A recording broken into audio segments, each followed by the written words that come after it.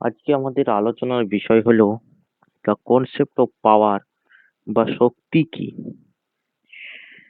Political সায়েন্সের পাওয়ার বা শক্তির যে ধারণা সেটা সেম ভাবে আমরা বলতে পারি। যেমন অর্থনীতি বিষয়ে পয়সা বা মানির যতটা গুরুত্ব, ঠিক তেমনি আমাদের রাষ্ট্রবিজ্ঞান বিষয়ে পাওয়ারের গুরুত্ব ঠিক ততটাই। যেমন অর্থনীতিতে ইকোনমিক্সে কোনো প্রকারই পয়সাকে বাদ দিয়ে ইকোনমিক্সের কথা চিন্তা করাই যায় না। ঠিক তেমনি আমাদের পলিটিক্যাল সায়েন্স বা রাষ্ট্রবিজ্ঞান বিষয়টিতে শক্তি ধারণাটি ছাড়া এই রাষ্ট্রবিজ্ঞান বা পলিটিক্যাল সায়েন্স বিষয়টিকে চিন্তা করা বা ভাবাই যায় না। এরপর শক্তি বা পাওয়ার কি, বা পাওয়ার বলতে আমরা কি বুঝি, সেই জিনিসটা আমরা আলোচনা করব আমাদের আজকে আলোচনার মধ্যে।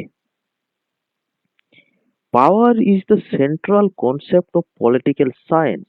অর্থাৎ কি, রাষ্ট্রবিজ্ঞানের যে সেন্ট্রাল থিম বা সেন্ট্রাল কনসেপ্ট তত্ত্ব, যে কোর কনসেপ্ট, সেটাই হলো কিন্তু শক্তি বা power. It is the ability to influence and control the behaviour of others. এরপর পাওয়ার কি বা শক্তি কি? শক্তি হলো একজন ব্যক্তি কর্তৃক অন্য একটি ব্যক্তিকে তার ইচ্ছা থাকা বা না থাকা সত্ত্বেও সেই একজন ব্যক্তির অনুযায়ী কাজ করা। অর্থাৎ কি, আমি একটা ব্যক্তিকে আমার ইচ্ছা যে আমার যেটা ইচ্ছা সেই ইচ্ছা অনুযায়ী তাকে যদি আমি কাজ করাতে সক্ষম হই, তাহলে কিন্তু আমি তার উপর পাওয়ার খাটাচ্ছি বা শক্তি খাটাচ্ছি। অর্থাৎ কি, আমার যদি এই ক্যাপাবিলিটি, আমার যদি কাউকে ইনফ্লুয়েন্স করার ক্ষমতা থাকে, সে শক্তি প্রয়োগের মাধ্যমে হোক বা বৌদ্ধিক ক্ষমতার মাধ্যমে হোক বা আমার কথার জালে হোক, তাহলে কিন্তু সেখানে আমরা বলবো যে এই ব্যক্তি অপর ব্যক্তির উপর শক্তি খাটাচ্ছে। ঠিক আছে?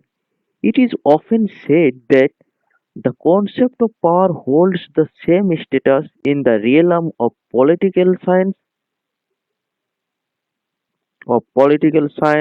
held by the concept money and the realm of economic, যে কথাটা আমি সর্বপ্রথমেই আলোচনা করলাম। অর্থনীতিতে পয়সার ভ্যালু যেমন, ঠিক ততটাই ভ্যালু রয়েছে আমাদের রাষ্ট্রবিজ্ঞানের ক্ষেত্রে এই শক্তির। এরপর relation between power and authority, অর্থাৎ শক্তি এবং অথরিটির মধ্যে, শক্তি এবং কর্তৃত্ব, এই দুটোর মধ্যে কি সম্পর্ক রয়েছে বা এই দুটোর কিভাবে একে অপরের সঙ্গে জড়িত, সেই জিনিসটি কি। আমরা অথরিটি বলতে বলতে পারি যে লেজিটিমেশন অফ পাওয়ার।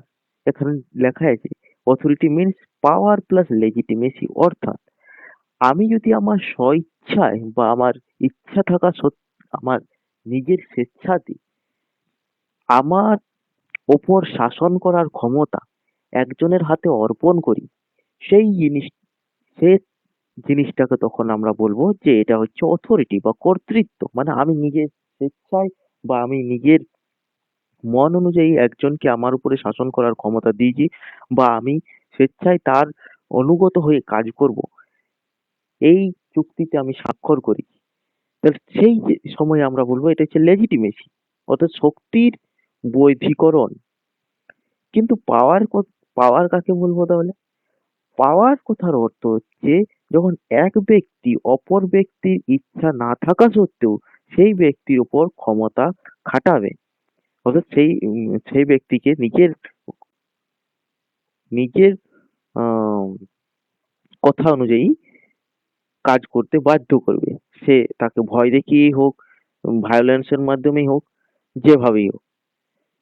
তাহলে অথরিটি বা কর্তৃত্ব হচ্ছে ক্ষমতাকে একটা বৈধীকরণ বা ক্ষমতাকে আইনি প্রক্রিয়ার মাধ্যমে নিয়ে যাওয়ার একটি রাস্তা, যেখানে আমরা অবৈধ ক্ষমতার প্রয়োগ থাকবে না। এটা হচ্ছে কর্তৃত্ব। আর পাওয়ারের ক্ষেত্রে কিন্তু অবৈধ ক্ষমতার প্রয়োগ থাকতেই পারে। এই দুটোর মধ্যে মেন পার্থক্যই হচ্ছে তাই। এখানে যদি লেখা পড়ি, if the power is the ability to influence other behavior, then the authority is right to do so.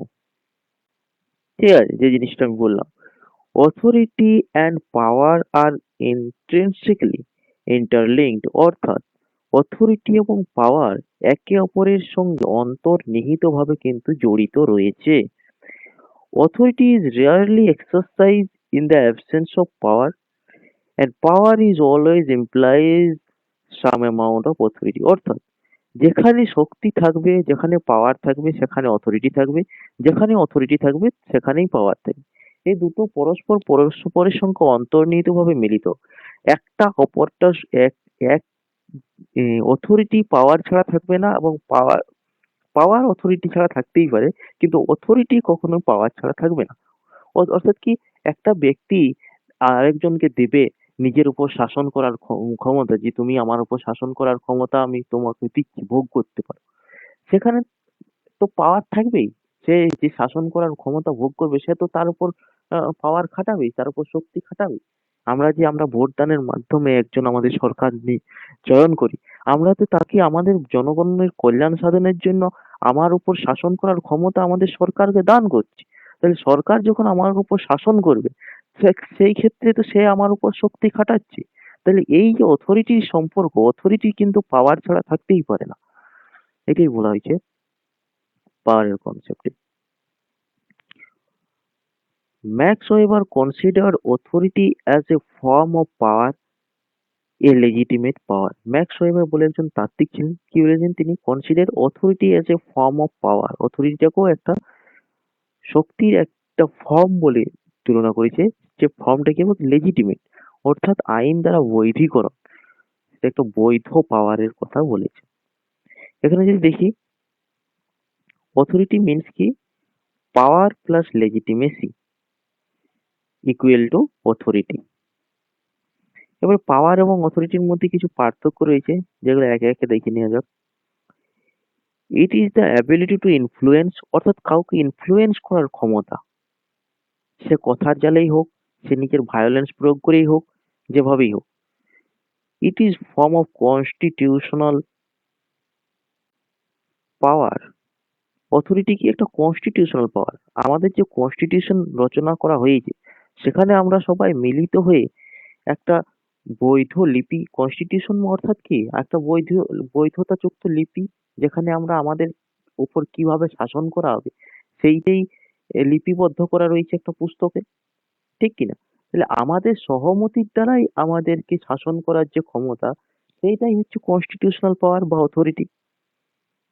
আর এটি কি হচ্ছে? Ability to influence. Power is often identified with persuasions, pressure, threat, coercions and violence। অর্থাৎ পাওয়ার কার সাথে associate হবে? যে কেউ যদি কাউকে থ্রেট দেয়, ভয় দেখায়, প্রেসারে কোনো কাজ করায়, ভায়োলেন্সের মাধ্যমে কোনো কাজ করায়, পারসুয়েশনের মাধ্যমে কোনো কাজ করায়, সেই তখন আমরা বলবো যে সে একজন সে পাওয়ার দেখাচ্ছে। অর্থাৎ এটা হচ্ছে পাওয়ারের ডেফিনেশন, আইডেন্টিফিকেশনস অফ পাওয়ার। এটা কি? Rightful, it is the rightful power. অর্থাৎ কি, শক্তি কিন্তু দুটোই, অথরিটিও এক প্রকারের শক্তি, আর পাওয়ার যে, সেটাও এক প্রকারের শক্তি। কিন্তু শুধুমাত্র যে পাওয়ার রয়েছে, সেই পাওয়ারটা কি, সেখানে আমরা ভয়ের মাধ্যমে কাউকে কোনো কাজ করাবো, সেখানে আমরা প্রেসার দিয়ে কাউকে কাজ করাবো। কিন্তু অথরিটি কি রাইটফুল ম্যানার, অর্থাৎ একটা বৈধ প্রক্রিয়ার মাধ্যমে, একটা লিগেলি নিয়ম অনুযায়ী আমরা কাজ করব যখন, সেটাকে বলবো আমরা অথরিটি।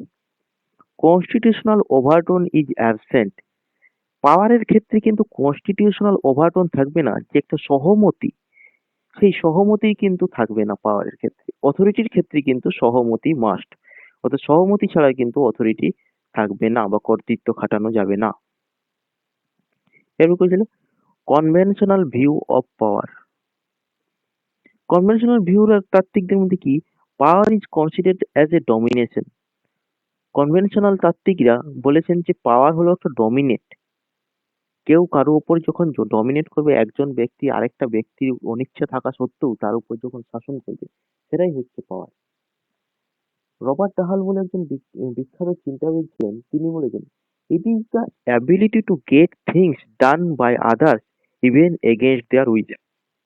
অর্থাৎ একজনের অনিচ্ছা থাকা সত্ত্বেও তাকে এমন কোনো কাজ করতে বাধ্য করা, যেটা কিন্তু তার ইচ্ছার বিরোধে থাকবে। Power is considered coercive by nature, অর্থাৎ পাওয়ার সবসময় চাপ সৃষ্টিকারী হবে। সবসময় পাওয়ারের নেচার বা শক্তির প্রকৃতি কেমন হবে? সবসময় চাপ দিয়ে কাউকে কাজ করা, সবসময় ভয় দেখিয়ে কাউকে কাজ করানো।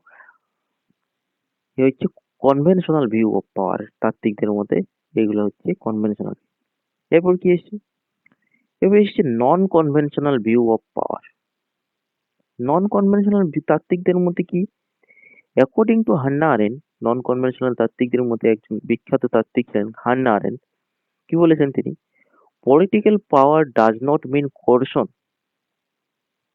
অর্থাৎ Hannah, it rather means empowerment. Hannah Arendt কি বলেছেন?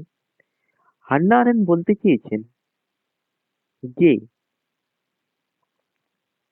রাজনৈতিক যে ক্ষমতা রয়েছে, এই রাজনৈতিক ক্ষমতা কিন্তু শোষণ বা চাপ সৃষ্টিকারী কোর্শন নয়, যে কারো উপর কেউ চাপ সৃষ্টি করবে, কাউকে কেউ শোষণ করবে। It is rather than empowerment, এটা হচ্ছে সশক্তিকরণ। হান্না আরেন্টের মতানুযায়ী ধরে নে ধরে রাখো আমাদের সমাজের মধ্যে বিভিন্ন সম্প্রদায় রয়েছে, বিভিন্ন মাইনরিটি কমিউনিটি রয়েছে।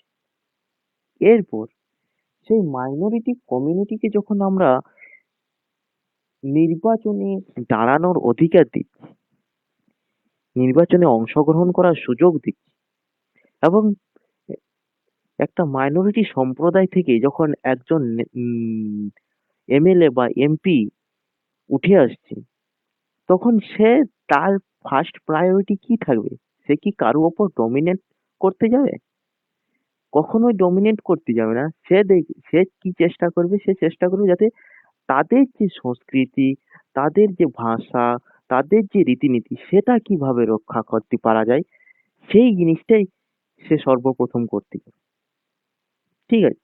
তাই তিনি বলেছেন, হান্না আরেন্ট বলতে চেয়েছেন যে ক্ষমতার মানে কিন্তু, পলিটিক্যাল পাওয়ারের মানে কিন্তু এটা নয় যে সে একটা গোষ্ঠী কর্তৃক আরেকটা গোষ্ঠীর উপর শোষণ, সেটা কিন্তু নয়। কর্তৃত্ব, power of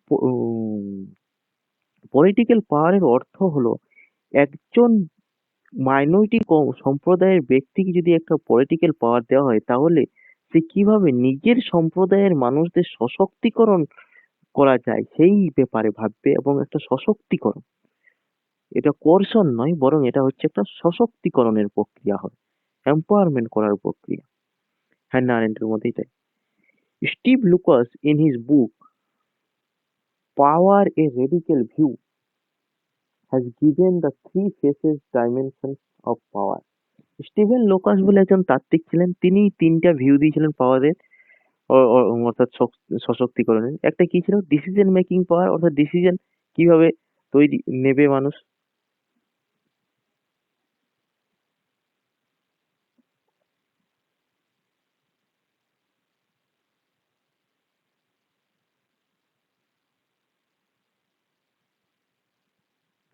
decision making power, non decision making পাওয়ার।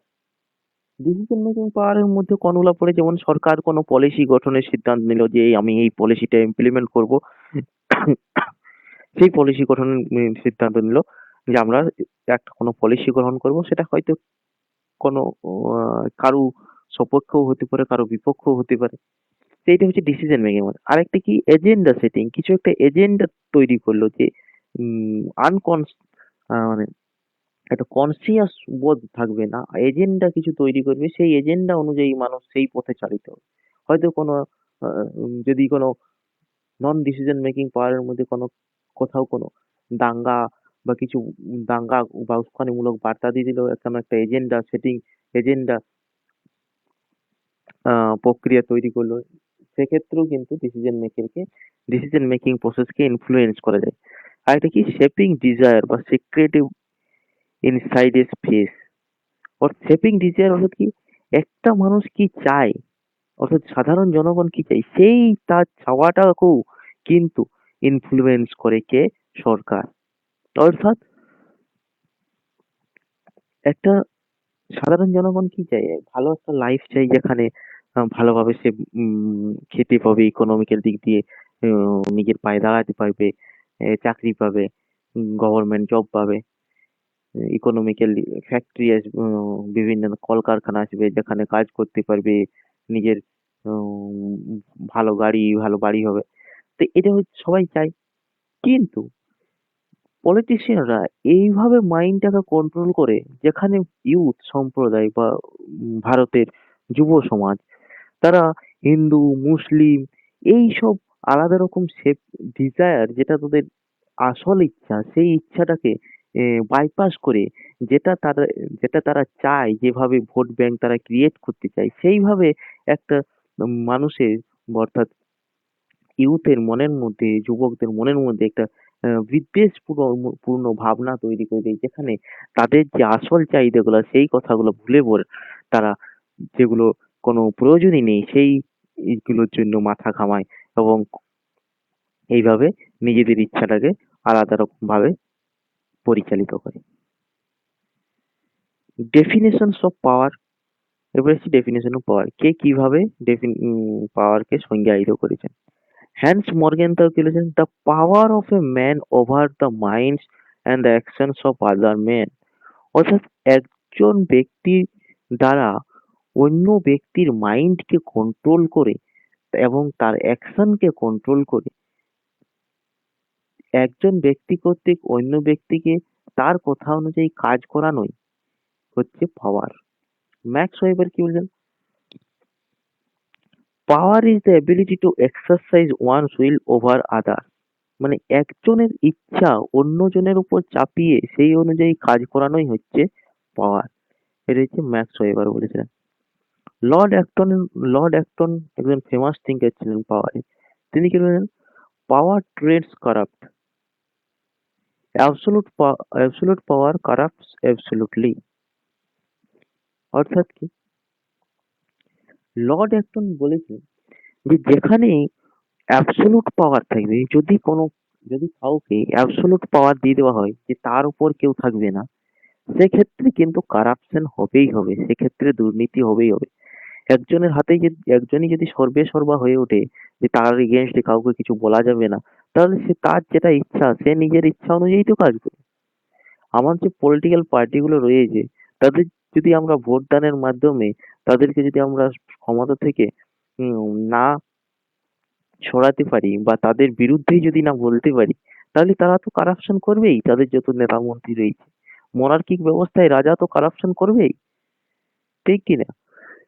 তাই বলছি, অ্যাবসোলুট পাওয়ার কারাপ্ট অ্যাবসোলুটলি। কারো হাতেই যেন অ্যাবসোলুট পাওয়ার না থাকে। যদি কারো হাতে অ্যাবসোলুট পাওয়ার রয়েছে, তাহলে সেই সমাজে দুর্নীতি, নিশ্চয়তা থাকবেই থাকবে।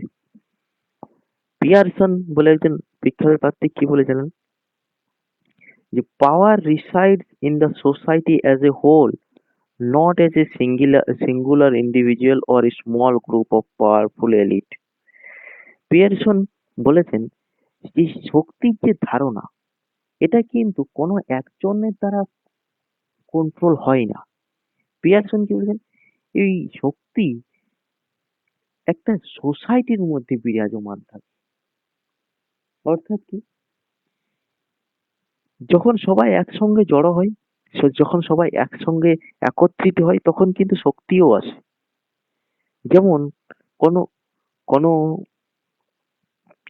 প্রতিবাদের মিছিলের ক্ষেত্রে সবাই একসঙ্গে জড়ো হয়, সেই সময় কিন্তু একটা পাওয়ার আসে। কি পাওয়ার? না, যে সরকার রয়েছে, সেই সরকার কিন্তু ঘাবড়ে যায়। যখন তার বিরুদ্ধে কোনো প্রতিবাদী মিছিল হয়, কোনো কিছু দাবির জন্য কিছু মিছিল করা হয় বা আন্দোলন করা হয়, কিন্তু সেই সরকারের হাতে যে পাওয়ার রয়েছে, সেই ক্ষমতার থেকেও বড় ক্ষমতা কিন্তু চলে আসে যখন একটা সোসাইটি একত্রিত হয় বা জনগণ একত্রিত হয়ে কাজ করে। তাহলে পাওয়ার কিন্তু একজনের হাতে নিশ্চয়তা ভাবে নেই, পাওয়ার কিন্তু সবার মধ্যে ছড়িয়ে ছিটিয়ে রয়েছে। যখন সবাই একসঙ্গে জড়ো হয়, সেই সময় আহ, শক্তি উত্থাপিত হয় আপনা আপনি। আবার সবাই একে একে ঘরে বাড়ি চলে যায়, তখন কিন্তু পাওয়ারও আস্তে আস্তে আস্তে আস্তে ক্ষুণ্ণ হয়ে যায়। নিশ্চে বলেছে, power is the capacity of defined reality. নিশ্চের মতানুযায়ী কি, যে রিয়েলিটি, বাস্তবকে সংজ্ঞায়িত করার ক্যাপাসিটিই হচ্ছে পাওয়ার। পিটাকাসের মতে the power measures of a man is a what he does with power. এটা হচ্ছে পিটারসের মতে। এরপর এলিট থিওরি এবং প্লুরালিস্ট থিওরি দুইভাবে এই পাওয়ারকে সংজ্ঞায়িত করেছেন বা পাওয়ারকে এইখানে একটা পার্থক্য দেখা যেতে পারে। এলিট থিওরি এবং প্লুরালিস্ট থিওরি এবং এলিট থিওরি, এই দুটো থিওরির মধ্যে পাওয়ার কি বা শক্তি কি তারা বলেছেন। প্লুরালিস্ট থিওরির মতামতে কি, প্লুরালিস্ট মানে বহুলতাবাদী, তারা কি বলেছেন, according to this theory power is a society is not concentrated in a single group. Power is distributed among various organizations or associations। কি বলেছে, প্লুরালিস্ট থিওরিস্টদের মতে ক্ষমতা কিন্তু কোনো একটি গ্রুপের মধ্যে সংজ্ঞায়িত নেই, অর্থাৎ একটি গ্রুপের মধ্যে, অর্থাৎ কোনো একটা পলিটিক্যাল পার্টির মধ্যে বা কোনো একটি সরকারের মধ্যেই কিন্তু পাওয়ার বা শক্তি কেন্দ্রীভূত অবস্থায় থাকে না। কেন থাকে না? তার কারণ হচ্ছে পাওয়ার কিন্তু বিভিন্ন রকমের এনজিও, তারপর ভেরিয়াস বিভিন্ন রকমের সংগঠন, সবার মধ্যেই কিন্তু ক্ষমতা অসীম থাকে। একজন কেউ এমন নেই যে কন্ট্রোল করছে। ঠিক আছে? কিন্তু প্লুরালিস্ট এলিট থিওরিদের মতে কি, এলিট থিওরিটা কি বলেছিল, power circulate in a close loop. Elite যারা অভিজাত তান্ত্রিকদের মতে বা অভিজাতবাদদের মতে, তাদের মতানুযায়ী পাওয়ার কিন্তু কখনো সাধারণ জনগণের হাতে যায়ই না। পাওয়ার সবসময় যে এলিট বর্গ রয়েছে তারাই কিন্তু ক্ষমতাটাকে কন্ট্রোল করে। তারা কি বলেছেন, পাওয়ার সবসময় একটা ছোট্ট গ্রুপের মধ্যে সার্কুলেট হতে থাকে। যেমন পাওয়ারের এলিট কনসেপ্টে যদি আমরা মস্কার বা উম, মস্কার যদি থিওরি দেখি, মস্কার মতানুযায়ী মস্কা কি বলেছিলেন, মস্কা বলেছিলেন power circulate in a close loop. অর্থাৎ কি, যে একটা রুলিং পার্টি থাকবে এবং একটা বিরোধী পার্টি থাকবে। একসময় রুলিং পার্টি শাসন করবে, আর আর যখন তার প্রতিবাদ হয়ে সে যখন ক্ষমতাচ্যুত হবে তখন বিরোধী পার্টি শাসন করতে চলে আসবে। কিন্তু যে এই যে গণতান্ত্রিক প্রক্রিয়ায় জনগণের শাসনের যে একটা মিথ্যা ভ্রান্ত ধারণা তৈরি করে রাখা হয়েছে, জনগণ, আসল সাধারণ জনগণ কিন্তু কখনো সেই ক্ষমতা ভোগই করবে না। ঠিক আছে? যাই হয়ে যাক না কেন, সেই যে অভিজাত বর্গ রয়েছে, তাই সেই অভিজাত বর্গের মধ্যেই কিন্তু ক্ষমতা আসীন থাকবে এবং সেই অভিজাত বর্গই সেই ক্ষমতাকে ভোগ করবে। এই এটাই হচ্ছে এলিট থিওরি এবং প্লুরালিস্ট থিওরির মধ্যে মূল পার্থক্য। বাদ বাকি যেগুলো রয়েছে সেগুলো এরই এক একটা করে ভাগ, যে easy to foregone decision making, different interest গ্রুপের মধ্যে থাকবে, circulate in a close loop, যেটা আমি বললাম একটা গ্রুপের মধ্যে সার্কুলেট হবে, people or decision making positions are constantly moving to and out of power. All democratic and practice sense the oligarchies masses enjoying power is a myth। যেটা আমি বললাম যে মাস, অর্থাৎ সাধারণ জনগণ যে পাওয়ার এনজয় করবে সেটা একটা ভ্রান্ত ধারণা। এলিট থিওরির মধ্যে প্লুরালিস্ট থিওরির তাত্ত্বিকরা কে ছিলেন, তাত্ত্বিকদের মধ্যে ছিলেন পারেটো, রবার্ট মাইকেল, মস্কা, সি রাইট মিল, ইম্পর্টেন্ট এক্সপোনেন্ট। আর এটার মধ্যে কি ছিলেন, প্লুরালিস্ট থিওরির তাত্ত্বিকরা কে ছিলেন, রবার্ট ডাহাল। ঠিক আছে? এই রবার্ট ডাহাল পলিয়ার্কি বলে একটা কনসেপ্ট দিয়েছিল। পলিয়ার্কি জিনিসটা কি, where the power is not in hands of few nor in the hands of all but in the hands of many। অর্থাৎ যেহেতু প্লুরালিস্ট থিওরির তাত্ত্বিক ছিলেন রবার্ট ডাহাল, এবং প্লুরালিস্ট থিওরিদের মতানুযায়ী কি, প্লুরালিস্ট থিওরির তাত্ত্বিকদের অনুযায়ী, বহুলতাবাদী তত্ত্ব অনুযায়ী শক্তি কিন্তু একটা গোষ্ঠীর হাতে কেন্দ্রীভূত থাকবে না, শক্তি বিভিন্ন গোষ্ঠীর মধ্যে ক্ষমতা আসীন থাকবে। তাই তিনি বলেছেন where the power is not in the hands of few, অর্থাৎ কিছু জনের হাতে থাকবে না শক্তি, শক্তি কার হাতে থাকবে, hands of all but hand the hands of many.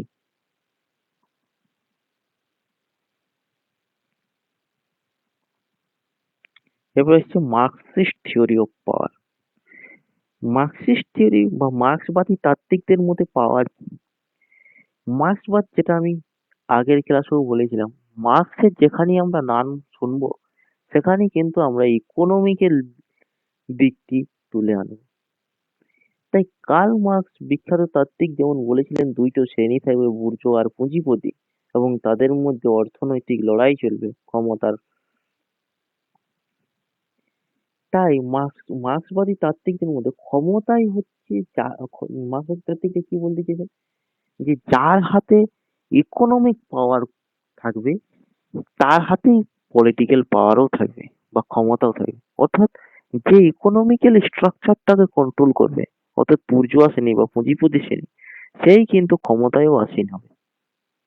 যেখানে পয়সা থাকবে, যার যার পয়সা সেই শাসন করবে, যার হাতে পয়সা নেই সে কিন্তু শাসন করার কোনো কথাই আসছে না। According to Marx, the source of powers include ownership of control of economical property, wealth, control, financial etc. যেমন means of production, অর্থাৎ উৎপাদন, উম, দ্রব্য উৎপাদন সামগ্রী,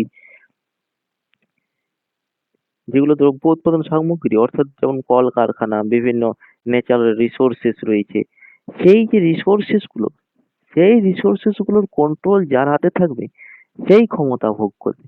আর সাধারণ জনগণ কেবলমাত্র তার কথা অনুযায়ী চলবে। Control over the ideas, thoughts, the social media and the process of socialization, অর্থাৎ কি, কেবলমাত্র যে অর্থনৈতিক ক্ষমতা থাকবে সেটা তো থাকবেই, আবার কি কন্ট্রোল ওভার দ্য আইডিয়াস, এটা একটা ভালো জিনিস। Control over the ideas, thought and social media and process socialization, অর্থাৎ যারা আইডিয়াটা, আমাদের চিন্তাধারা করার যে ক্যাপাসিটি, সেইটা যারা কন্ট্রোল করবে সেই কিন্তু পাওয়ারও কন্ট্রোল করবে। আমরা এখন ইউটিউব, ফেসবুকে সবসময় অ্যাড দেখছি, আমরা অ্যাডটা দেখাচ্ছে কে? বুর্জোয়া শ্রেণী। 24 ঘন্টা যখন আমরা অ্যাড দেখছি, আমরা আইফোনের অ্যাড দেখবো, আমরা বিভিন্ন ব্র্যান্ডেড কোম্পানির লোগো দেখবো, সেই লোগো অনুযায়ী আমাদের মাইন্ড একটা ফলস হেজিমনি কি ক্রিয়েট হবে, যার কাছে আইফোন থাকবে সেই কিন্তু সমাজে একটা রেসপেক্টেড ব্যক্তি। এইভাবে একটা ফলস হেজিমনি ক্রিয়েট করছে বুর্জোয়ারা। আর মানে সেটাও তো এক প্রকারের শক্তি। তারা আমাদের মাথাটাকে কন্ট্রোল করে আমাদের উপর এক প্রকারের শক্তি খাটাচ্ছে, আমাদের উপর এক প্রকারের আধিপত্য খাটাচ্ছে। আর আমরা সেই ওদের হাতের কাঠপুতুলির মতো আমরা সেই অনুযায়ী কাজ করছি। আমরা সেই অ্যাড দেখে পর আমরা ব্র্যান্ডেড কাপড় পরছি, আমরা ব্র্যান্ডেড গাড়ি কিনছি, আমরা ব্র্যান্ডেড ফোন কিনছি। আলটিমেটলি লাভটা কার হচ্ছে? আলটিমেটলি লাভ হচ্ছে সেই পুঁজিপতি শ্রেণীর, আর আলটিমেটলি নোকসান কাদের হচ্ছে? আমাদের মতো সাধারণ জনগণের। তাই বলছি, যে পার্টি আইডিয়ার উপর কন্ট্রোল রাখবে, যে ধারণার উপর কন্ট্রোল রাখবে, সেই কিন্তু পাওয়ারের উপরও কন্ট্রোল রাখবে। Those who hold the control of means of production, যে দ্রব্য সামগ্রীর উপর কন্ট্রোল করবে, অর্থাৎ কলকারখানা, ন্যাচারাল রিসোর্সেস, যার হাতে যার হাতে বিভিন্ন পয়সা রয়েছে, যার হাতে ইকোনমিক্যাল পাওয়ার রয়েছে, সেই তো আমাদের উপর খাটাবে অধিকার, ঠিক কিনা? Power is therefore held by the owning of class bourgeois who dominate the exploits and working class proletariat. বুর্জোয়াদের হাতে পাওয়ার থাকবে এবং সেই বুর্জোয়া বা পুঁজিপতি বর্গ প্রোলেটারিয়েটস বা সর্বহারা বর্গদের শোষণ করে চলবে। Proletariat obedience, the unfair system achieve both through force and thoughts. Ideological power with the creation of false consciousness by the superstructure. False conscious অর্থাৎ কি? একটা মিথ্যা চেতনা।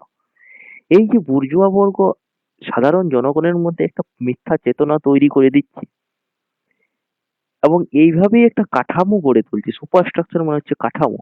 এই যে একটা কাঠামো তৈরি করছে সমাজের মধ্যে, এবং আমরা কাঠপুতুলির মতো আমরা তাদের হাতে, তাদের হাতের কাঠপুতুলির মতো আমরা নাচানাচি করছি। তাদের আমরা আমাদের অর্জিত অর্থ আমরা একটা মিথ্যা চেতনার জন্য আমরা একটা ব্র্যান্ডেড লোগোর জন্য আমরা সেই অর্থ অপচয় করছি। একটা একটা জামা বা একটা কাপড় সেটা একটা লোগো দিয়ে দিল, একটা ব্র্যান্ডের নাম দিয়ে দিল। সেই ব্র্যান্ড অনুযায়ী আমরা কিন্তু সেই ব্র্যান্ডের নামের অনুযায়ী পিছনে, পিছনে ছুটছি। কিন্তু আল্টিমেটলি একটা জামার কাজ কি? আমাদের পরা, আমাদের দেহটাকে যাতে ঢাকা। ঠিক? কিন্তু সেই একটা লোগো দিয়ে পরে সেই লোগো ওয়ালা একটা শুজ বল, একটা জামা কাপড় বলো, সবগুলোকেই কিন্তু তারা তাদের যে ম্যানুফ্যাকচারিং কস্ট, সেই কস্টের থেকে 1000 গুণ 2000 গুণ বেশি দামে বিক্রি করছে। এবং আল্টিমেটলি লাভটা নিয়ে চলে যাচ্ছে একটা ফলস হেজিমনি ক্রিয়েট করে। ফুকোর theory of power, Michel Foucault theory কি বলেছেন? Foucault in his discipline and punish gave the societal theory of power. Foucault কি বলেছিলেন? ফুকো বলেছিলেন যে নলেজ ইজ পাওয়ার। ফুকো একটা খুব ফেমাস করছিলেন knowledge is power, Michel Foucault. অর্থাৎ কি? যে নলেজের উপর কন্ট্রোল করবে তার সেই কিন্তু ক্ষমতার উপরও কন্ট্রোল করবে। Knowledge is power. যেমন আমাদেরকে যেমন ভাবে শেখানো হবে, যেমন ভাবে আমাদের শিক্ষা ব্যবস্থা তৈরি হবে, সেই রকমই আমরা শিখবো। আমরা বড় হয়ে সেই অনুযায়ী আমরা ডিসিশন নেব। তাহলে যদি রাষ্ট্র আমাদের এইভাবে তৈরি করে যেখানে আমরা কোয়েশ্চেন করার ক্ষমতাই থাকবে না, আমাদের রাষ্ট্রের বিরোধিতা করার কোনো মেন্টালিটিই থাকবে না, সেইভাবে যদি আমাদের শিক্ষা ব্যবস্থাটাকে তৈরি করে দেয়, যেমন আমাদেরকে নলেজ দেবে সেরকমই তো আমরা ডিসিশন নেবো। সব সময় যদি বলে যে না, এই আমাদের পাঠ্যপুস্তক আমাদের যদি বিভিন্ন আমাদের যদিও ডেমোক্রেসি একটা কান্ট্রি রয়েছে, আমাদের যদিও এতটা এখনো গণতন্ত্র এতটা অধঃপতনের পথে যায়নি, কিন্তু কিছু কিছু কান্ট্রি রয়েছে যেখানে কিন্তু ছোট থেকে প্রাইমারি স্কুল থেকে শুরু করে সেই শিক্ষা ব্যবস্থাটাকে কেমন তৈরি করে রাষ্ট্রের যে সরকার রয়েছে সেই সরকারের প্রতি একটা মিথ্যা আনুগত্য প্রদর্শনের শিক্ষা ব্যবস্থা তৈরি করে দেওয়া হয়। যে এই যে শাসক রয়েছে সেই শাসক খুবই ভালো, সেই শাসক খুবই ভালোভাবে শাসন করছে। তো এইভাবে যদি একটা মিথ্যা চেতনা, এইভাবে যদি একটা মিথ্যা নলেজ দেওয়া হয়, যে নলেজটাকে কন্ট্রোল করবে সেই তো পুরো দেশটাকে কন্ট্রোল করবে। আমরা আমাদের যদি স্বাধীনভাবে আমরা চিন্তা ভাবনা করার সুযোগই না পাই, যেমন আমাদের বর্তমান যুগে আমাদের বিভিন্ন সোশ্যাল মিডিয়া, বিভিন্ন বিভিন্ন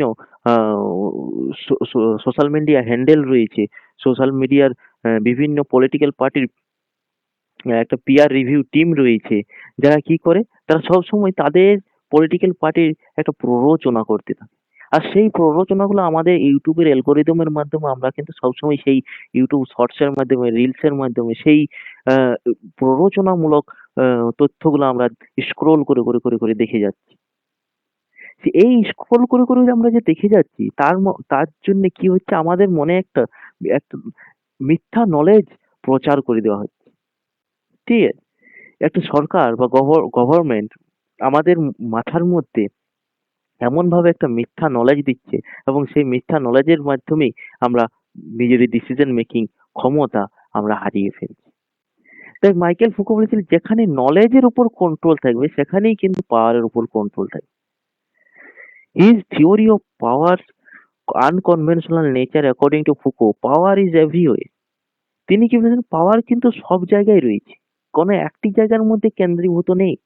Power flows thoughtful society in the forms of network of the capillaries, অর্থাৎ নেটওয়ার্ক যেমন ভাবে একটা জাল যেমন ভাবে বিছিয়ে থাকে, শক্তিও কিন্তু সেইভাবে সারা জায়গার মধ্যে বিছিয়ে থাকে। একটা অবস্থায় কেন্দ্রীভূত বা পুঞ্জীভূত অবস্থায় শক্তি থাকে না। শক্তি বিভিন্ন অর্গানাইজেশনের মাধ্যমে থাকে, শক্তি বিভিন্ন প্রতিষ্ঠানের মাধ্যমে থাকে। আর একটা ব্যক্তি শক্তি বাড়ির মাধ্যমে থাকে। বাড়ির একটা হেড অফ দ্য ফ্যামিলি থাকে, যার অনুযায়ী বাড়ির কাজ চলে। হেড অফ দ্য ফ্যামিলির উপরে থাকে সেই গ্রামের মোড়ল। গ্রামের মোড়লের উপরে থাকে জেলার মোড়ল। জেলার মোড়লের উপরে থাকে রাজ্য। রাজ্যের উপরে থাকে সেন্ট্রাল। সেন্ট্রালের উপরেও বিভিন্ন দেশ কর্তৃক অন্য দেশকে কন্ট্রোল করা হয়। তাহলে শক্তি কিন্তু একটা জায়গায় কেন্দ্রীভূত অবস্থায় বা পুঞ্জীভূত অবস্থায় নেই। একটা ব্যক্তিকে আরেকটা ব্যক্তি দ্বারা শোষি মানে একজন একটা প্রতিষ্ঠান কর্তৃক আরেকটা প্রতিষ্ঠান ওপর কর্তৃত্ব স্থাপন করা হয়ই হয়। ঠিক আছে? এই জিনিসটাই বলতে চাইছেন। ইনস্টেড অফ ম্যাক্রো লেভেল, অর্থাৎ যে ছোট্ট লেভেল একটা ইন্ডিভিজুয়ালের পাওয়ারের পরিবর্তে মাইকেল ফুকেল যে ম্যাক্রো লেভেল অর্থাৎ বড় লেভেলের কিন্তু শক্তিটা বিরাজমান থাকে। According to him, each of us powerful and powerless at the same time. We are under the power of someone and we are exercising the power of someone। বলছি একই সময় আমরা কারো দ্বারা কেউ আমাদেরকে পাওয়ার খাটায়, মানে কেউ আমাদের উপরে শক্তি খাটায়, আবার সেই সময়ই আমরাও আবার কারো উপরে শক্তি খাটাই। মানে এমনটা নয় যে একজন একজন ব্যক্তি রয়েছে সেই সবারকে কন্ট্রোল করছে, সেই সবার ফুকোর মতানুযায়ী, মাইকেল ফুকোর মতানুযায়ী এমনটা নয় যে একটা ব্যক্তি সবকিছু কন্ট্রোল করছে, এটা কিন্তু ঠিক নয়। একটা ব্যক্তি কন্ট্রোলও হচ্ছে, আবার সে কাউকে কন্ট্রোলও করছে তার নিজের শক্তি দ্বারা। The, the exponents of power view of politics focus on the study of acquisitions, maintenance, loss of power. Power being a central concept of political science has important role of determining the balance of relations in not only institutions, associations at local level but also the global political order। এই হচ্ছে আমাদের ফুকোর তত্ত্ব। তো এখানেই পাওয়ারের যে concept, আমরা কি কি কনসেপ্ট পড়লাম, কনভেন পাওয়ার কি বা শক্তি কি, পাওয়ার এবং অথরিটির মধ্যে পার্থক্য কি, কনভেনশনাল পাওয়ার কি, নন কনভেনশনাল পাওয়ার কি, এই definitions of power, pluralist theory দের মতানুযায়ী পাওয়ার, এলিটিস্ট থিওরি অভিজাত বর্গদের মতে পাওয়ার কি, বহুলতাবাদীদের মতে পাওয়ার কি, মার্কসিস্টের মতানুযায়ী পাওয়ার কি, ব্যাস। অর্থাৎ এই ভিডিওটির মধ্যে সমস্ত পাওয়ারের কনসেপ্ট কিন্তু ইনক্লুড করা রয়েছে।